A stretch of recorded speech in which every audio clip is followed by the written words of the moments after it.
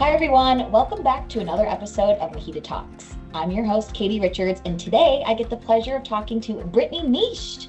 Brittany is the founder of What You Do Matters, and Brittany is known for her holistic leadership approach. You hold a master's degree in organizational development and change. You've worked with a number of Fortune 500 companies about integrative leadership approaches. And we are so lucky because you're the host of the NextGen virtual series that starts on October 1.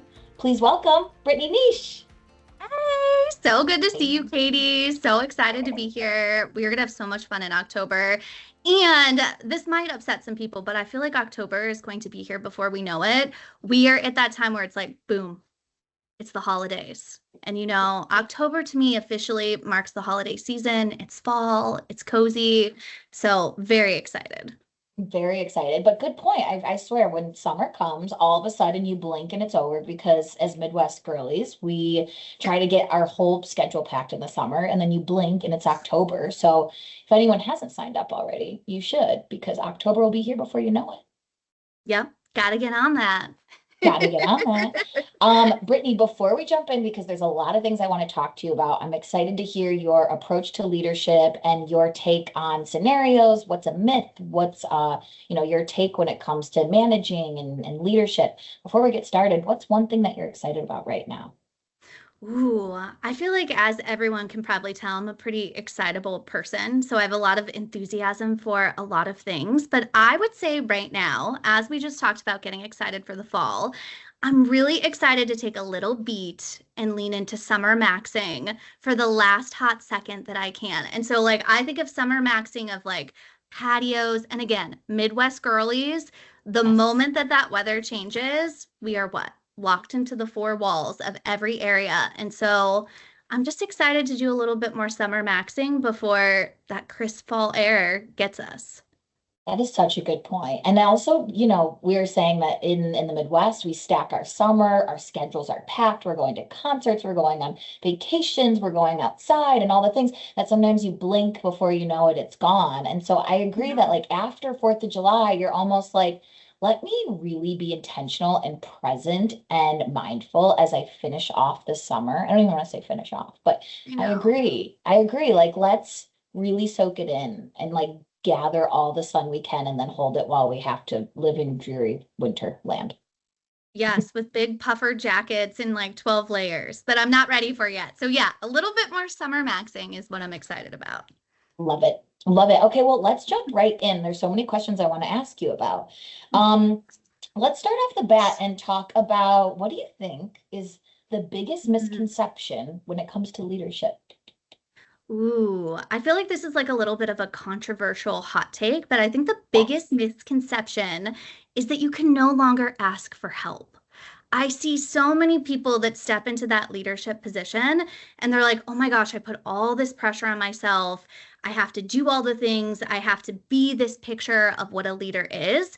And you forget that you can ask for help. That's the beautiful, wonderful thing about being a leader is that you have this team. You hired these amazing people around you who are brilliant at what they do, and you don't have to do it alone. So I think people get a little trapped in that misconception. Absolutely. Well, what's the famous phrase? And maybe it's kind of a dated phrase now, but it's lonely at the top. And I think it's as a leader, that's I really like that you said that because I think as a leader, there is so much pressure from, whether you have a board of directors or whether you have a private equity company or somebody even over you, or maybe you don't, and it all starts with you. So what you say and how you act is so important. Everyone's watching it a bit more. And I feel like a leader, saying, hey, can you help me with this? Sets the tone that they're not pretending to know it all because who does? Who does? No one does. And what a great example to other people, because I hear leaders also say all the time, I wish this team member would just come to me with that problem. Or I wish that other members of the team would be collaborating more and doing these things together. And really, that behavior starts with the leader themselves. And so if they're not going to the team and saying, hey, like, I'd love to tap you in on this, I'd love to get your thought, your perspective to help with this, how can we ever expect that other people are going to have that same behavior? So it really does have like a really big ripple effect. Absolutely. Absolutely. So here's a fun fact that we just learned at our Emerging Leaders Conference, and I thought it was really interesting and I can kind of relate to it. And I hate to admit it, but it said 30% of your employees would rather scrub a toilet than ask for help. Oh my So, God. right, number one, I'm curious how they got that fact, Yes. or how they collected that. And then also, I heard that and I thought, oh my Hmm. gosh, I'll be honest, like there's times where I've thought if I just had a really direct job to do, or like it was very task oriented, like I knew when it was Mm. done and I know when it's complete because I can see how shiny the bowl is, for example. Yeah. I like that sounds less like that gives me less anxiety, or it sounds more direct, and then I don't know. I guess maybe I'm Hmm. rambling now, but I'm like wondering what your take is on like why do you think it's hard for us to ask for help? And Mm. maybe you can speak some truth into why is it so hard for me? Like I don't want to feel dumb or I don't know. Like what's your Yeah. take? I think that's what it is. Like, I feel like asking for help has been vilified a little bit. Like, if I ask for help, I must not know all the answers. Or maybe that means that I actually wasn't meant for this position. So we make up all these things in our mind, like, oh my God, I already feel like an imposter internally. And now they're going to find me out externally. Like, oh no, what is going to happen here? And so Totally. I think there's like this like mental chatter that is going on, and I think I'm also very curious where they got this statistic of how they pulled people on this, where they found that, like cleaning a toilet, because I also So don't think specific. anybody wants to, yeah, so No. specific, clean a toilet. But I do think the idea of finishing something, like there's like this accomplishment and having everything wrapped up with a bow, whereas asking for help opens up different perspectives. It's kind of like that whole like term, like, oh my gosh, now we have like a can of worms. Like I opened up a can of worms. Yes. And I think sometimes we are so heads down, we're so busy, things are moving so quickly that we're like, oh my God, if I bring in other people's opinions and perspectives, it's actually going to slow me down and complicate things even more. And while, yes, that can sometimes be true, what we often fail to remember is that it also allows us to speed up in really powerful ways because other people see things and find solutions that we wouldn't necessarily think of ourselves. And so Yes. I feel like there's a lot under the surface there happening, the vilification of it, the mental chatter that's going on, and then also the entire misconception that, like, if we just do it ourselves, it's going to get done faster, when really probably the answer to that solution is within the team somewhere else or is in the conversation of people collaborating together. And that starts by asking for help. Yeah. Yeah. Oh, I really appreciate that take. When I was like, I was reading through your website and looking through your bio, and I became really curious, like, how would you define your leadership approach and where do you Mm. think it came from? Ooh, such a good question. I don't know if anyone has asked me that before, Katie, but I would definitely describe my leadership approach as someone who really cares. And I think that that is like foundational to leadership is like genuinely caring. And it's not that I have to like everyone because we're going to have personality conflicts. We're all not going to like everyone, but fundamentally caring means that I want the best for someone from a work perspective. And that as a leader, I will do everything within my ability to help that best case scenario happen. So maybe that's removing barriers. Maybe that's being really flexible and understanding when someone has a lot of personal things happening. Maybe that's caring that at the end of the day, this person isn't here to be a factory or a machine. They're a person, a human, and Yeah. treating them like a human. So like for me, it 100% comes back to that care and compassion is really my style and really putting that human side first. And if I had to pinpoint where that came from, I think it really came from being a leader for teams myself. When I worked in marketing and advertising, I mean, growing up and like moving up the ladder, there were terrible leaders, and you could just see that they were in it for the wrong reasons. They had been that person that was tapped on the shoulder and they were the highest performer, but like they didn't really care about the people. So something I always told myself was that it's not about me, it's about them. And it's about caring deeply about them so that they can make the things that matter to them happen. And I feel like that's just been something that has always carried with me. There's this wonderful book, we're going on a tangent here, but it's called The Dream Manager. And the whole concept of it is that a manager's role is to really help other people fulfill their dreams, even if it has nothing to do with the actual job that they're doing. But really, the reason that we all work goes back to our dreams somehow, right? Even if that work is just financially powering it. And so really understanding on that human level, well, what do people really care about? What matters to them? And then connecting that back to the work that they're doing in their role is one of the most wonderful ways to like genuinely help people. And oh, by the way, motivating people so that they get the job done too.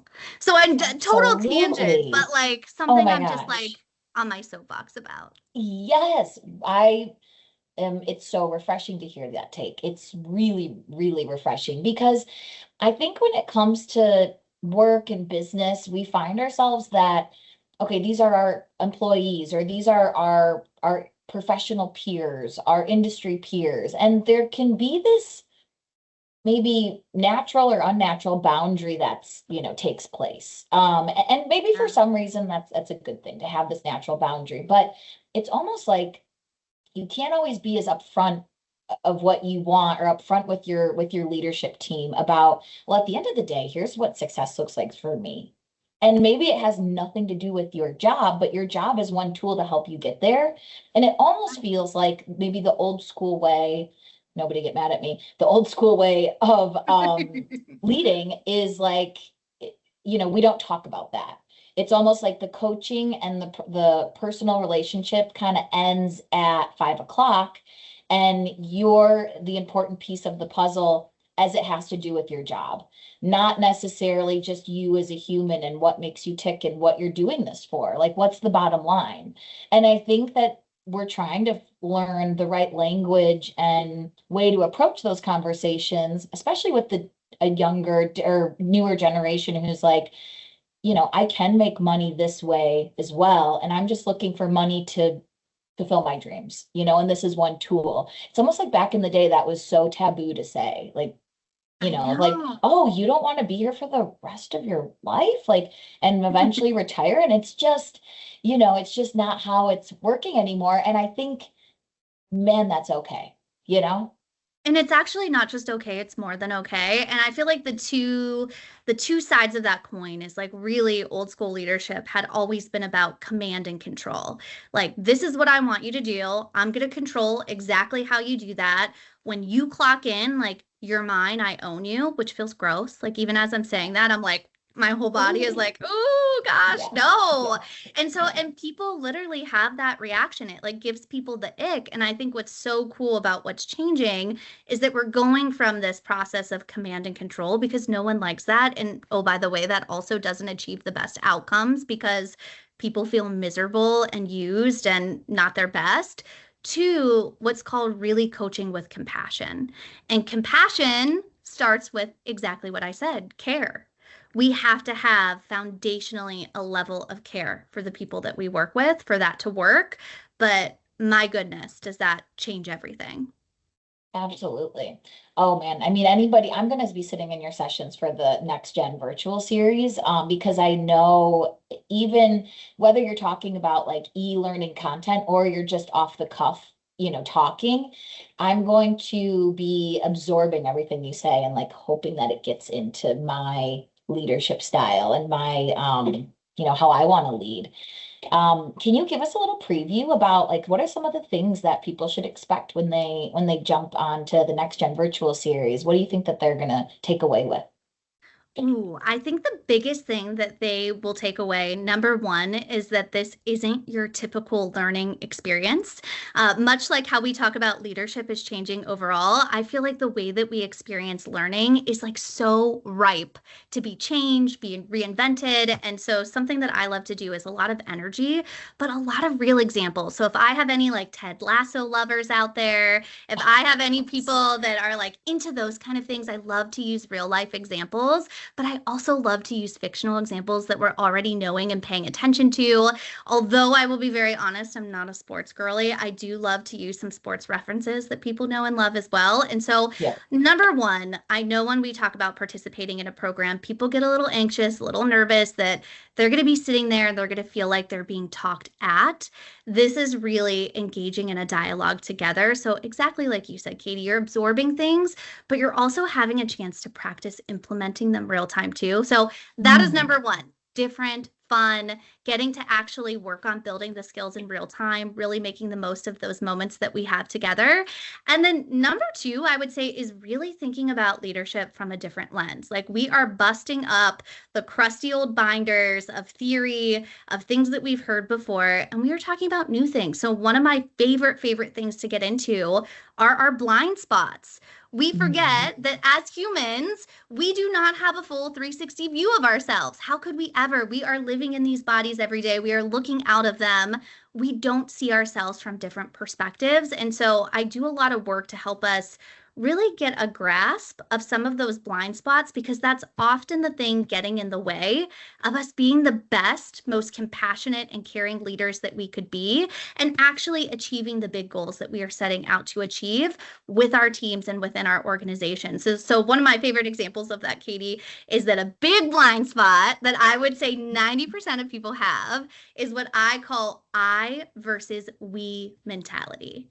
Meaning, Mm. we are so used to, especially if you've gone from being an individual contributor to now you're a leader, is that you are very focused on your own performance. It's I'm doing this, I'm focused on that, I'm working on this thing. Oh, that's my budget. Well, that actually creates like a me versus them mentality. And we don't even realize it, but we're creating what's called in versus out groups. So people Yeah. instantly feel like they don't belong. And leaders, I hear this all the time, even with organizations and groups of leaders I work with now. I listen. I'm like, hey, tell me what's going on, like with your team. Tell me like a bit about what you're working on. And I can pick up immediately if that is a blind spot based on their language. How often are they emphasizing I? How often are they saying, well, my budget on this is only this and my view on that? I'm like, ooh, right away, I can see you got to have that we mentality because the moment you make it yours, the rest of your team isn't bought into it. They feel like, where is their like big piece, their perspective? You're taking too much share of that. And so that's just like a little taste, but Yeah. something we don't dig into nearly enough. That is fascinating because we've learned about like in group, out group mentality from, like back in the day, I can think in college, learning about that mentality. And as humans, we're predispositioned to, we want to be in the in group. Our role in this earth is to connect. And so if there's this, language that goes on in the background, like you're saying, it's almost like maybe subconscious or like, it's a blind spot. Like you don't even know you're doing it. And you could probably, I'm thinking, any leader is probably like, I want the opposite, but don't realize all the different ways they're communicating in Mm. group, out group, or different ways like that. That's fascinating. Oh, yeah. Well, and another one too with that a lot of leaders don't pick up on that they're doing, especially now. We know the pace of change is crazy. We're all running around Crazy. like, insane because we have so much to do. Things are constantly changing. Is that the other one is you are moving so fast. What aren't you doing? Bringing other people along with you. And so, like, you really like dust your shoulders off. You're like, oh my gosh, as a leader, like, I'm just like knocking things out. We are getting things done. We are moving so fast, like, boom, boom, boom, boom, boom. But often, what you're leaving in that trail is a whole bunch of people that you left behind. People that don't understand what you're moving forward on, or they have halfway bought into it, not fully. So they're not actually doing the right things that would make you move even faster. And so we have to slow down to speed up. But that's another big blind spot. And usually the thing about these blind spots is we think that we're Mhm. doing all the right things, Yep. but they actually are the things that are really holding us back from that leadership we really want to be able to achieve. Excellent. Such a good point. So in your coaching session or in the Next Gen virtual series, will people get a chance to, whether that's role play or present scenarios to you, and will you kind of work with them in this interactive way? Like I almost want Oh to do my a role God. play with you. Oh my gosh, 100%. We definitely Yeah. will. And I actually created a custom assessment that actually ranks you on these different blind spots to help you get awareness of them so that you have that like initial like, oh my gosh, based on this assessment I took, I can see like where like my biggest ones are showing up. And then we use that to actually role play and work through them. Oh, So I it am is so obsessed. fun. Yes. Yes, absolutely. Um, Not to make it so personal, but it's funny because we're talking about the natural boundaries at work and maybe what existed back in the day versus what it is now. And so much of it is reminding me of like therapy, business coach, I don't even want to just say team building because it's more than that. Like it's like emotional intelligence training in a way, or at least like bringing that to the forefront. And I think, for a long time, business didn't require that. And now it really does. I mean, when we were at the Emerging Leaders Conference, that was such a hot topic. Is like, man, I think my company, we need more access to emotional intelligence training, or I need it for myself. And it sounds like you have, that's your whole approach. It is. Well, I mean, especially with AI, the future is people skills. And we need more ways to actually flex into our people skills. And I know we keep talking about, like, okay, I got to learn all these AI skills, which, yes, we want to have AI literacy. But our value as humans, as people, are those people skills, emotional intelligence, conflict resolution, connection, all of these things that only we as humans can do. And so we need to be able to invest in them and grow them. So you're spot on, Katie. Yeah. Absolutely. Okay, I'm going to do a myth or truth. Ooh, So I'm going to okay. say a statement, and then you're going to say myth, or if you think it's a myth or you think it's the truth. Okay. Okay, high performers make good managers. Myth or truth? Myth.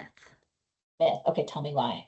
Okay, so I think like it doesn't mean that a high performer can't be a good manager, but just because you're a high performer doesn't mean you're automatically going to be a fantastic leader. And the reason is this. Sometimes you just love to be in execution mode and doing. And as a leader, your role as a leader is to bring people along with you. So if you are just out there doing and doing and doing and executing, you're not creating a vision for a team. You're not bringing them along. You're not caring about the team. You tend to be more I focused. And so I find that actually a lot of high performers that are like fantastic individual contributors, they tend to have the hardest time really leaning into those leadership behaviors. That is very interesting. And it is that natural thought of, oh, they're great at the job. Have them teach others how to do the job. Where it sounds like, a manager or a leader, it's less about teaching how to do a task or a skill and more about inspiring someone to buy in and to be motivated to want to do the task or skill. Yeah. Because of what, that matters to them or whatever. Yeah, that's interesting. I like that take. Okay, I've Yeah. got another one for you. People quit their managers versus like quitting the company or quitting their job. Myth Oh, or truth? 1,000% truth. Yeah. 1,000% truth. Oh my gosh. One of my favorite Yeah. studies ever, it's like my favorite and my least favorite study, is that they did all this work and they said that your manager, your leader, has a bigger impact on your holistic health than your doctor has. And that is because the amount of interactions that we have with our leader every single day, like think about it all the time. Like we get emails from our leaders, we get Teams pings or Slack pings or whatever chat you're going to Yeah. be using pings, which could rev up our nervous system or make us feel conversely like we're safe and we're not on edge in all these different ways. And so people absolutely quit people, not jobs. And that is why it goes back to exactly what you said about emotional intelligence and these people skills. That is why they're so important because we know it is so costly when people turn over. Recruitment, having like losing all of that historical tribal knowledge and that subject matter expertise. And so Yeah, much of that can be mitigated if the leader took more time to care and really invest in the people around them. absolutely. That's such a great take. What, so I know you work with younger leader, leaders of all different generations, but even in like the younger or emerging leader category, what are you seeing in today's younger or greener managers, leaders that gives you a lot of hope? Oh, so much hope. So maybe I'm like, again, controversial in this, but I just feel the next generation of leaders are where it's at. Like they have I'm with just you. a great mentality. My favorite thing, boundaries, baby. The Yes. younger next gen leaders, like they have boundaries. They're not out here trying to burn themselves out. They're not out here trying to make work their entire identity. They have boundaries. And why that is so important because we know the moment we go into burnout, the moment we are overworking, the moment we are overextending ourselves, we what? We feel resentment. And when Of we feel course. resentment, we show up like we're not showing up as our best selves. How are we caring about other people when like we can barely make it through the day? And so the next generation of leaders, I mean, they already have that figured out. They're like, absolutely not. Like, I'm not going to 4 happy hours in a row this week. No, I have Yeah, my own personal things going on. And I feel totally. like that's something like even my millennial heart needs to learn more. I want to be more like the next gen leaders. And they have so much to teach us in that way. So I'm so hopeful and inspired from that view. Yes. Well, you know what it is? It's like I'm going to make my own personal well-being a priority, and then everything sort of falls into place from there because I know I have my head screwed on right. And I Yes. think that is so impactful. Um, I guess I technically fall in the millennial, but I like to coin myself as zillennial because I find way more common ground with Gen Z. But it's funny to like think of these different generations or, differences, but I would say the thing that's hopeful to me is like at least now we have permission to be out loud about wanting to focus on yourself. It almost is like Yes. people used to like stick their head or their nose up to that as in like, oh, maybe you're too self-absorbed or whatever it might be. And it's like, well, no, I think if I take personal responsibility for what I'm putting out, then I know what comes next. Inspiring people, Yes. working with people, then it's not that it's gravy, but we're on the right path then. 100%. And I think that there's still a big stigma on that. Like, this is a battle that I have a lot of times with the different organizations that I work with because I hear a lot like our younger employees, like they're not motivated, like we can't get them to work as hard.